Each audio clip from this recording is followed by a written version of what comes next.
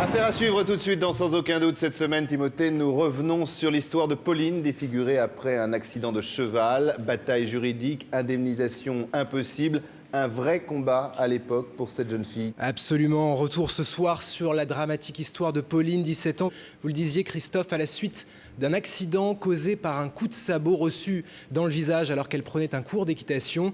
Pauline avait été grièvement blessée. Malheureusement pour elle, aucune compagnie d'assurance, ni celle du centre équestre où elle prenait ses leçons, ni celle du propriétaire du cheval n'avait accepté de prendre en charge le sinistre.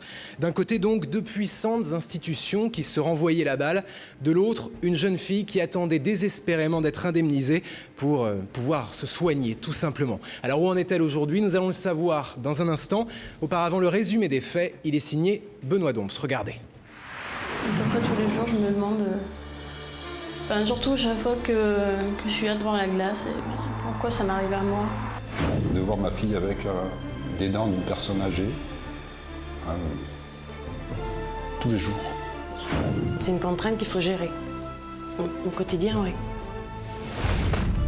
Pauline a 17 ans. Depuis sa plus tendre enfance, c'est une passionnée de sport équestre. Dès l'âge de 8 ans, elle est licenciée à la Fédération française d'équitation et intègre un club hippique pour assouvir son amour des chevaux. C'est ma drogue en quelque sorte. C'est dans le sang. Comme ça. Sa passion débordante l'entraîne à suivre son club lors de toutes les compétitions de saut d'obstacles. La jeune adolescente collectionne alors les récompenses. Ça, c'est quand on a fait une puissance à la fête du cheval. Et je suis arrivée 3e. Donc c'était vraiment magique, quoi. Nous sommes le 1er juillet 2004. Pauline accompagne son club lors d'une compétition. Cette fois-ci, elle n'est pas là pour concourir, mais pour aider ses amis à préparer leurs chevaux pour l'épreuve. Il fait extrêmement chaud et Guillaume, le moniteur de Pauline, doit rafraîchir sa jument. La jeune fille est à ses côtés.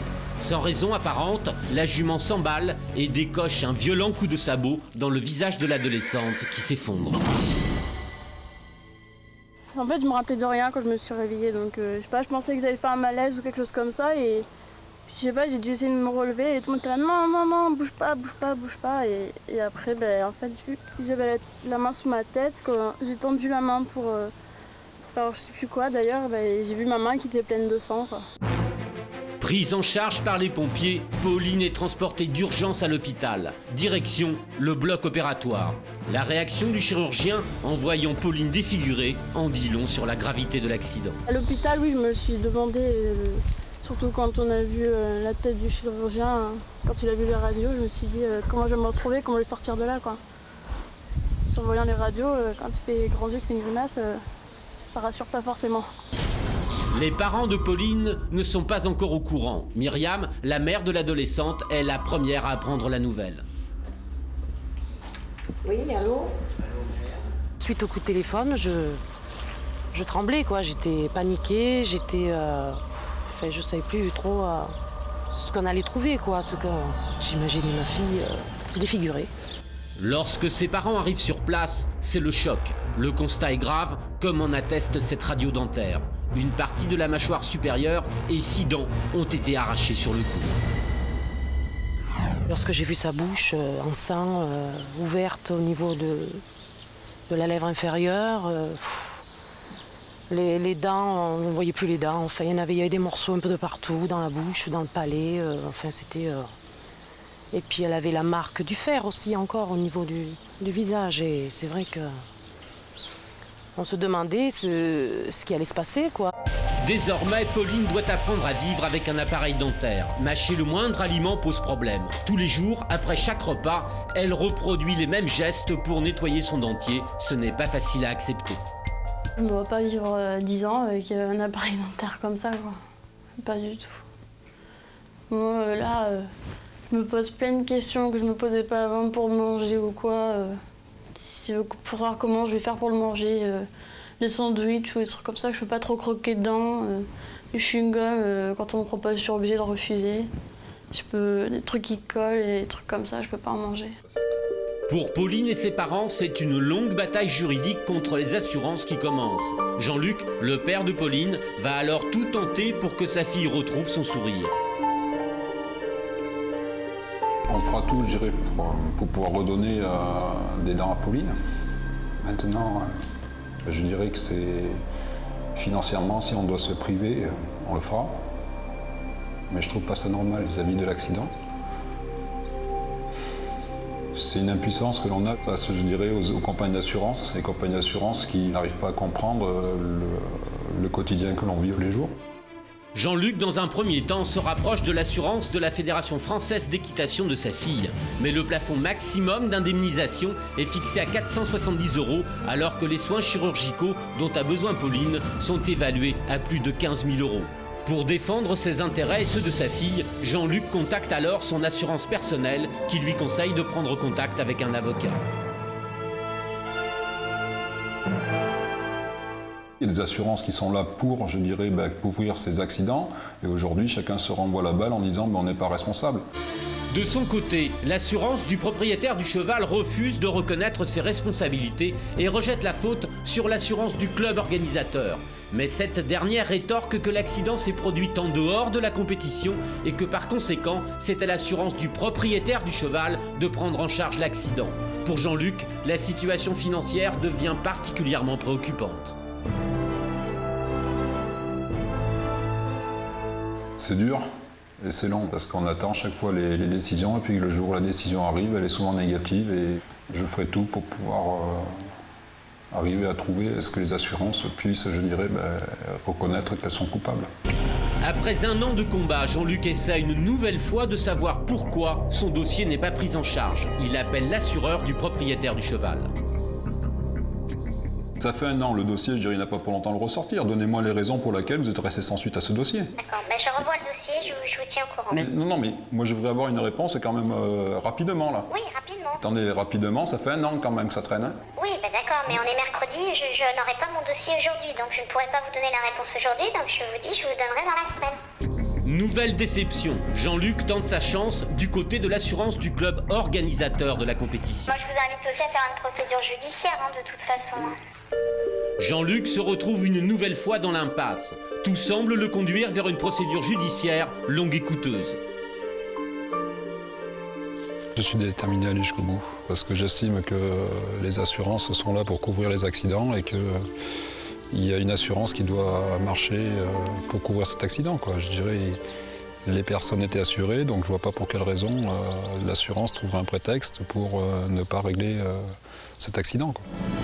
Aujourd'hui, à 17 ans, la jeune femme continue encore et toujours de monter à cheval. Mais elle est en attente d'une greffe osseuse et de la pose de nouveaux implants dentaires. Faute d'argent, ça n'a pas encore été fait.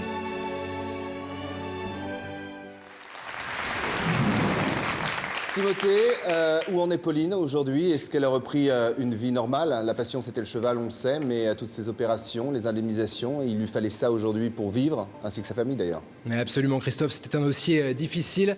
Toute la rédaction, sans aucun doute, s'est mobilisée autour de Pauline et j'ai le plaisir de vous annoncer que c'est une affaire définitivement classée pour la rédaction de Sans aucun doute. D'abord, l'assurance a indemnisé Pauline. Elle a touché 40 732 € au titre du préjudice subi. Et puis, l'autre bonne nouvelle, c'est que les greffes et les implants que son état de santé nécessitait ont pu être réalisés. De quoi réjouir Pauline et sa famille. Pauline qui est en ligne avec nous, Christophe, et qui vous entend. Pauline, vous êtes avec nous? Oui, bonjour. Bonjour Pauline. Alors comment ça va aujourd'hui? Aujourd'hui, ça va très très bien. Ah, ça s'entend à votre voix, ça fait plaisir en tout cas. Contente de vous avoir. Et nous aussi, hein. Nous aussi, parce que c'est vrai que le dossier n'était pas gagné, parce qu'il y a l'argent, bien évidemment, et il y a surtout la reconnaissance de cet accident qui vous était arrivé, et puis il y a aussi toutes ces interventions chirurgicales lourdes. Oui, très lourde. Et alors? Fatigante, et bon, maintenant c'est fini, donc ça va. Ça va? Et je crois, Christophe, que Pauline est satisfaite du résultat. C'est pas gagner une greffe et des implants, c'est des opérations effectivement lourdes. Mais je crois, Pauline, que vous êtes très satisfaite du résultat. Ah oui, complètement. C'est pas croyable, quoi. Ça veut dire que face à vous, les gens n'étaient vraiment pas, avant que les équipes de Sans aucun doute se penchent sur le dossier, réceptives à ce qui vous était arrivé? Au niveau des assurances, pas du tout. Ils reconnaissaient pas du tout les faits. Ils se renvoyaient la balle tout le temps. Ils nous faisaient tourner en rond, en fait. Alors, je rappelle quand même aux gens qui nous regardent que vous aviez été victime d'un coup de sabot d'un cheval. Le cheval, c'est votre passion. Ça continue à être votre passion? Oui, encore et toujours. Et donc, Et oui. pas d'appréhension? Non, bah non, non. Non? Bizarrement, non. Il y en a qui me demandent, mon Dieu, mais comment tu fais pour continuer? Mais enfin, quand on a ça dans le sang, ben, enfin voilà quoi, c'est une passion. À aucun moment vous avez d'ailleurs pensé arrêter, vraiment? Si? Non? Non, j'ai jamais pensé à arrêter, non. D'accord. C'est un peu une revanche d'ailleurs? Non? Une revanche, une façon de conjurer non. le sort à un moment donné?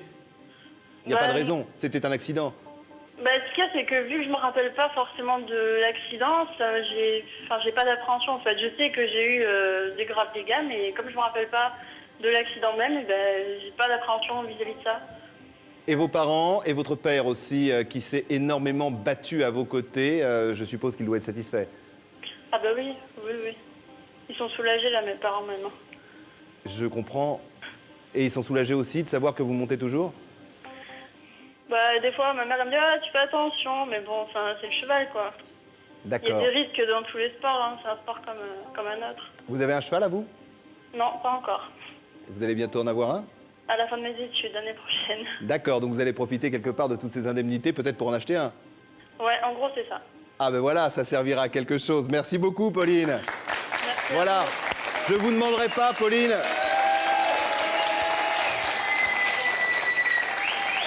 Je vous demanderai pas, Pauline, d'appeler votre cheval sans aucun doute, mais peut-être, je sais pas, SAD, ou alors mettez ça en deuxième prénom, c'est possible?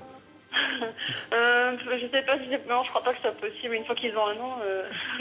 D'accord. Ben, on dira que c'est le surnom de votre cheval, alors. Ok, d'accord. Merci beaucoup. À bientôt. Au revoir.